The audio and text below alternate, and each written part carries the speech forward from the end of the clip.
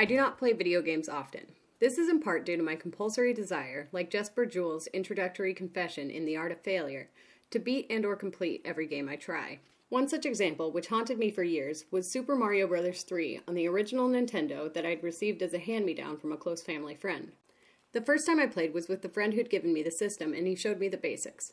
He taught me which buttons did what, how many lives I had, and how to avoid losing them. As I started getting the hang of it, enough to make it past the first turtles and toadstools, he pointed out secret blocks with power-ups and coins. When I started playing on my own, I repeated the maneuvers he taught me to try to uncover secrets of my own. Eventually, becoming frustrated with my ill-fated attempts to discover secrets, I started wanting to just complete the game, finish each level, and succeed. When I first started playing, I thought it was a game of chance, turtles seeming to show up at random. But as I continued to fail and restart the levels, I realized that it was a game of skill and timing, which forced me to internalize my failures as personal rather than simply bad luck. Sometimes I'd get too frustrated, pause the game, and walk away for a few days. But then I'd come back to it, trying to think of new strategies to improve my chances.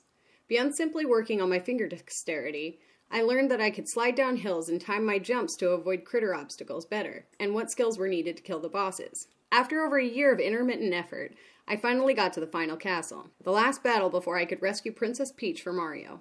I tried for weeks to get through the last castle, but the failures became too much for me and I gave up for a long time. Afraid I'd lose my progress, I left the game paused, and that little red light on the machine was a constant reminder of something that I'd left unfinished. Eventually, I got a Nintendo 64 from my parents, and I was eager to try out the new Mario Bros. Game, but the little red light on my old system wouldn't let me unplug it. It wouldn't let me leave the game unfinished, especially since I was so close to the end. So I stayed up almost all night trying to beat the last castle, and in a bout of tantrum-esque frustration, I unplugged the game and threw the controller down on the carpet.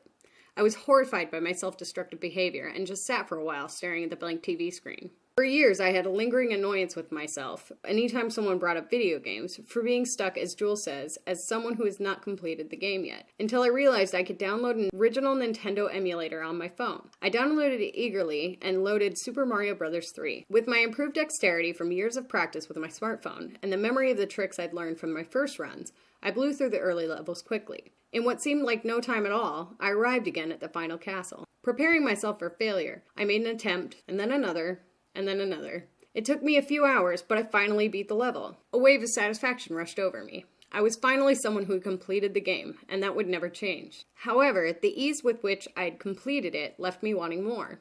I began to set what Juul refers to as improvement goals for myself, as I played through the game another time.